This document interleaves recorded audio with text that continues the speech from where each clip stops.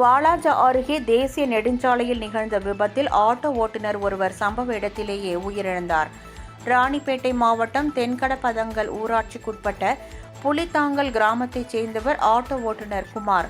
இவருக்கு செல்வி என்ற மனைவியும் 2 மகன்கள் 1 மகள் உள்ளனர். இந்நிலையில் குமார் வீட்டிலிருந்து அதே பகுதியில் சென்னை பெங்களூர் தேசிய நெடுஞ்சாலையில் உள்ள உணவகத்திற்கு செல்வதற்காக சாலையை கடக்க முயன்றார். அப்போது கண்ணிமைக்கும் நேரத்தில் வேலூரில் இருந்து சென்னையை நோக்கி வேகமாக சென்ற அடையாளம் தெரியாத வாகனம் ஒன்று குமார் மீது மோதியது. இதில் படுகாயமடைந்த குமார் சம்பவ இடத்திலேயே உயிரிழந்தார்.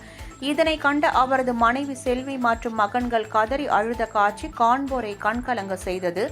சடலத்தை எடுத்து போக நீண்ட நேரமாகியும் அமரர் ஊர்தி வாகனம் வராததால் ஆத்திரமடைந்த உறவினர்கள் மற்றும் பொதுமக்கள் சாலையில் மறியலில் ஈடுபட முயன்றனர்.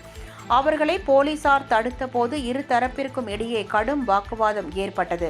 பின்னர் அமரர் ஊர்தி மூலம் சடலம் உடற்கூறு ஆய்விற்காக வாலாஜா அரசு மாவட்ட தலைமை மருத்துவமனைக்கு அனுப்பி வைத்த போலீசார் இந்த விபத்து குறித்து வழக்கு பதிவு செய்து விசாரணை மேற்கொண்டு வருகின்றனர். இதனால் தேசிய நெடுஞ்சாலையில் சிறிது நேரம் போக்குவரத்து பாதிக்கப்பட்டது.